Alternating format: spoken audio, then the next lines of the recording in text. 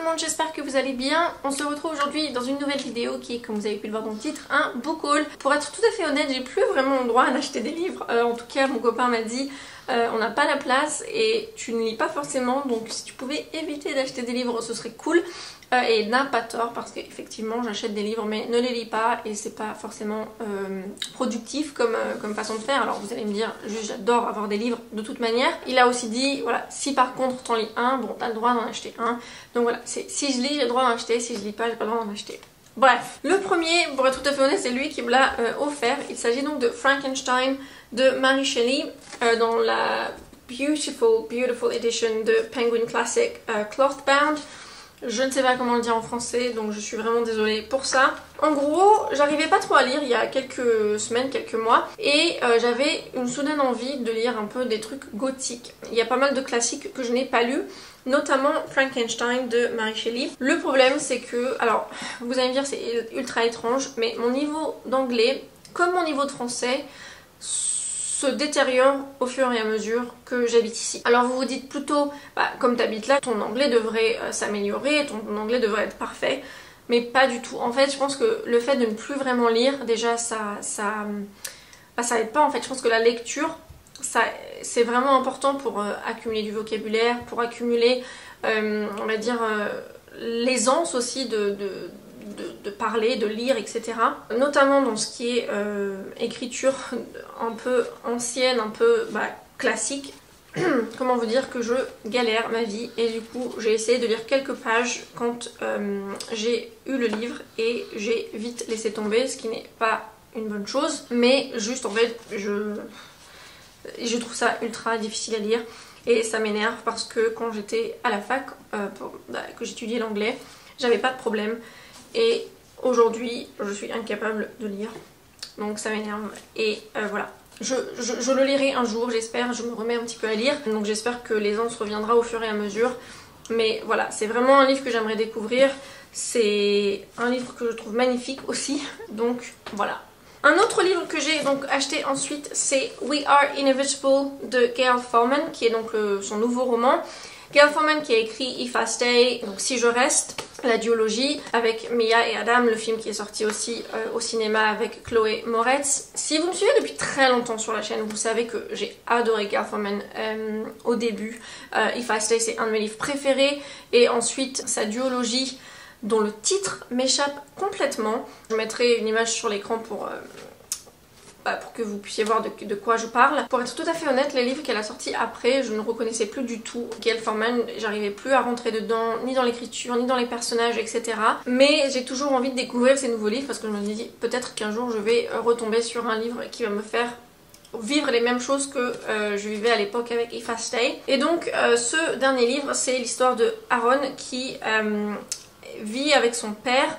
Il a hérité, on va dire, de la librairie seconde main que ses parents géraient et maintenant qu'il gère avec difficulté parce qu'il y a eu des problèmes familiaux. Je vais pas rentrer forcément dans les détails parce que j'ai pas envie de vous spoiler. J'ai vraiment plutôt aimé et je le recommande, même si personnellement j'ai trouvé que c'était un tout petit peu difficile de rentrer dedans. Ensuite j'ai acheté Les Demoiselles d'honneur préfèrent les kilts de Betty Piccioli. C'était une sortie que j'attendais avec assez d'impatience parce que comme vous pouvez le voir à la couverture, ça se passe en Écosse.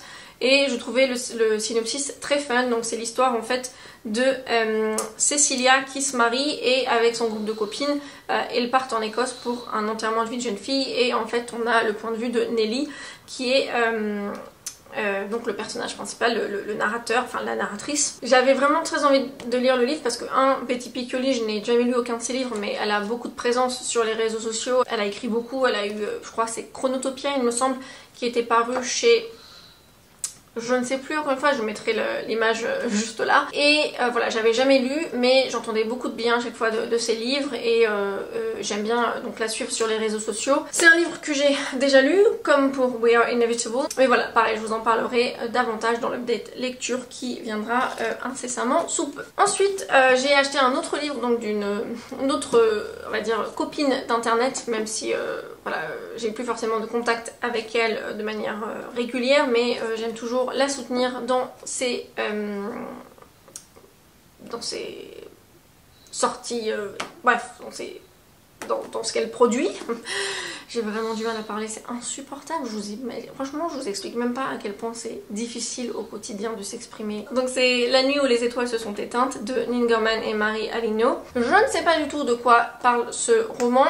La seule chose que je sais, c'est que Nin et Marie étaient parties aux États-Unis pour l'écrire et qu'elles avaient fait un road trip, qu'elles en avaient fait beaucoup de choses sur les réseaux sociaux et elles l'avaient publié au début sur Wattpad. Moi, j'avais du coup pas lu sur Wattpad et maintenant il est sorti chez Albin Michel. Je préfère me garder la surprise complète au niveau du synopsis, donc je suis désolée, je vais pas forcément vous faire un petit synopsis du livre, mais voilà, j'en ai beaucoup entendu parler, évidemment, beaucoup de bons retours, donc il me tarde de lire ça. Et ensuite, j'ai reçu ce livre de mon amie Laura pour vous raconter un peu le contexte. En fait, je sais rien sur rien, je suis pas très intelligente, c'est pas que je suis pas intéressée par les choses, c'est que juste, déjà j'ai une mémoire, mais vraiment nulle, vraiment.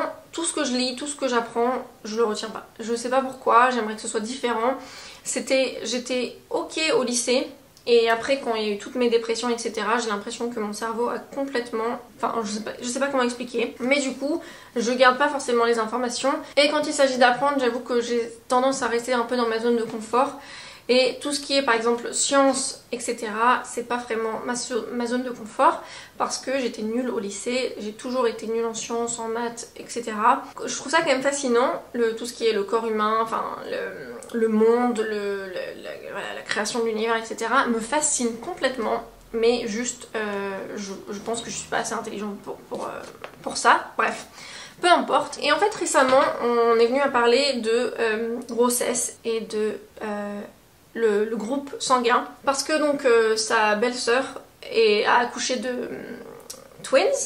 Et en fait on est venu à parler de plein de choses et on est venu à parler de groupe sanguin. Et elle me disait ah bah moi avec mon copain ça risque d'être difficile le jour où on veut avoir des enfants parce qu'on a des groupes sanguins opposés. Donc elle est négatif et lui il est positif de chacun de leurs groupes sanguins.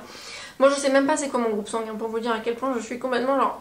Mais du coup je trouvais ça fascinant qu'elle m'explique comment ça fonctionnait et tout. Elle m'avait envoyé des liens pour lire et je me suis dit oh là là mais c'est fou quand même. Non mais le corps humain il fait des trucs, moi je suis là genre abasourdie. Et quelques jours plus tard j'ai reçu ça dans ma boîte aux lettres qui est donc The Body, A Guide for Occupants de Bill Bryson.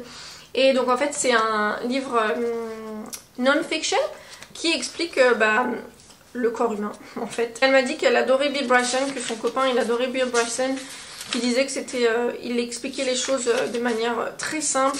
Mais en gros du coup si vous pouvez voir au niveau des chapitres, il y a How to Build a Human, The Brain, The Heart and Blood, The Immune System, The Lungs and Breathing, The Guts, etc.